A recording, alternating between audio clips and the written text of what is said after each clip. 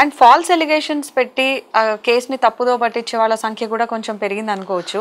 So అలాంటి సందర్భాల్లో court ఏం చెప్తుందండి? అంటే వీళ్ళకి ఏమైనా రివర్స్లో శిక్ష పడే ఛాన్స్ ఉందా? దీంట్లో 2 అంశాలు ఉంటాయి. జనరల్ మనం ఇప్పుడు మీరు సెకండ్ అడిగిన క్వశ్చన్, ఎవరైతే ఫాల్స్ అలిగేషన్స్ పెడతారో వాళ్ళ మీద చర్య తీసుకునే అధికారం ఉందా అంటే డెఫినెట్లీ ఉంది.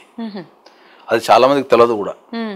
ఎవరైనా ఒక వ్యక్తి, ఇప్పుడు మనం ఇంతసేపు లేడీ సైడ్ మాట్లాడినాం కదా, ఇప్పుడు జెంట్స్ సైడ్ వస్తే ఒక వ్యక్తి తన భార్య ఒక ఫాల్స్ కేసు 498 పెట్టడం ద్వారా కోర్టు ప్రొసీడింగ్స్ అన్ని అనుభవించి తిరిగిన తర్వాత లాస్ట్ కోర్టు కనుక, కోర్టు భాషలో అక్విటల్ అంటారు, అంటే నీకు సంబంధం లేదు నేను వదిలేస్తున్నాము అని జనరల్ పరిభాషలో, నువ్వు ఈ నేరం చేయలేదు నీకు సంబంధం లేదు ఈ నేరంతో అని చెప్పి అక్విటల్ అంటాం దాన్ని. అక్విటల్ చేయడం ద్వారా that person immediately files a case against wife. 2 కేసులు వేసుకోవచ్చు.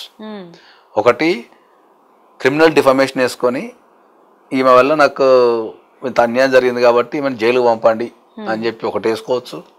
2 సివిల్ డిఫమేషన్ కింద కూడా కాంపెన్సేషన్ అడగచ్చు. సో జనరల్గా ఏంటంటే ఇప్పుడున్న పరిస్థితులలో 498A అనేది సుప్రీంకోర్టు కూడా చాలా సందర్భాలు చెప్పిందంటే the most of the cases are false. ఎందుకు ఫాల్స్ అంటే ఏంటంటే వాళ్ళు ఒక మోటివ్ వేరే ఉంటుంది. ఒక ఎదుటి వ్యక్తిని లొంగ తీసుకోవడానికో భయపెట్టడానికో వీళ్ళు దీన్ని అసలంగా ఉపయోగిస్తుంటారు ఎక్కువ శాతం. అమ్మా నువ్వు నా మాటినో కదా నీ సంగతి చెప్తా అని చెప్పి పోలీస్ స్టేషన్పై కంప్లైంట్ పెడతా అనేది అదొకటి ఉంటుంది. లేకపోతే హరాస్మెంట్ చేయడానికి కానీ, లేకపోతే అంటే వాళ్ళకు ప్రాపర్ గైడ్ లైన్స్ ఉండదు. ఒక 498 పెడితేనే ఇది సాల్వ్ అవుతుంది, లేకపోతే లొంగుతాడు భయపడతాడు అనే ఉద్దేశంతో పెడుతుంటారు జనరల్గా. దానివల్ల ఫాల్స్ కేసులు అంటే ఎక్కువ అవుతాయి. అట్లా అని చెప్పి మనకు హరాస్మెంట్ లేదు, మోసాలు లేవు, కొట్టడం లేదు, తిట్టడం లేదు కూడా ఏం లేదు. ఇక ఒరిజినల్ చెప్పాలంటే, కరెక్ట్ ఒరిజినల్ చెప్పాలంటే ఏంటంటే వాస్తవ కేసులు ఎక్కువ ఉన్నాయి.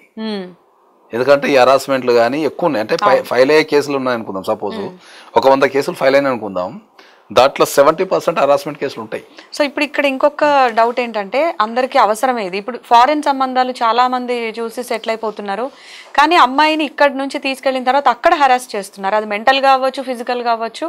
సో హరాస్మెంట్ అయితే కామన్. ఈ సెక్షన్ 498 అనేది వాళ్ళకు కూడా వర్తిస్తుందా ఇప్పుడు మన ఇండియాలో? డెఫినెట్లీ వర్తిస్తుంది. సో ఫారెన్ నుంచి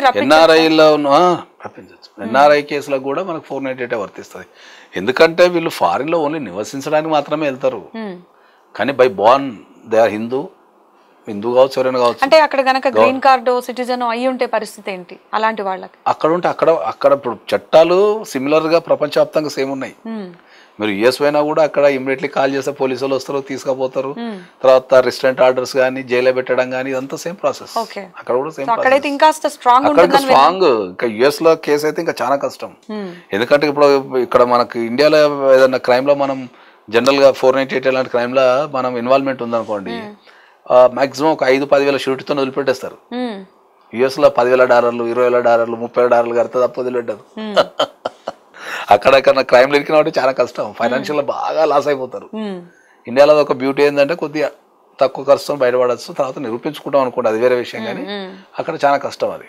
అండ్ ఒక కంప్లైంట్ ఈ సెక్షన్ 498కి మనం ఫైల్ చేయడానికి వెళ్తాం, అంత బాగానే ఉంది. ఇప్పుడు ఎంత కాదనుకున్నా కోర్టులో సాక్ష్యాలు అనేవి ఇంపార్టెంట్ కాబట్టి, సో అలాంటి సందర్భాల్లో ఈ మెంటల్ హెరాస్మెంట్కి ఎలాంటి సాక్ష్యాలు చూపించగలుగుతారు? 498 జనరల్గా ఎప్పుడైనా కూడా నేను చాలా సందర్భాలు చెప్పింది ఏంటంటే 498 అనేది జనరల్గా ఎక్కడైనా కూడా ప్రూవ్ చేయబడదు ఎక్కువ శాతం.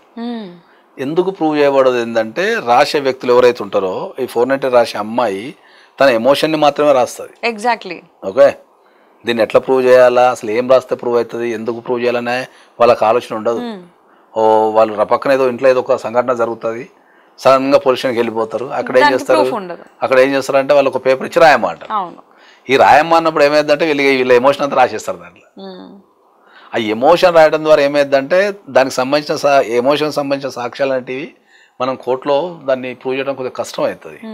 నేను చాలా సందర్భాలలో అందరికి చెప్పింది ఏంటంటే ఎప్పుడన్నా ఒక కంప్లైంట్ ఇవ్వాల్సి వస్తే మీరు ఎక్కడైనా సరే కొద్దిగా ఓపిక బట్టి దగ్గరలో ఉన్న అడ్వకేట్ని సంప్రదించి టెక్నికల్గా రాసుకొని ఒకరోజు లేట్ అయినా ఇచ్చేయమని చెప్తా.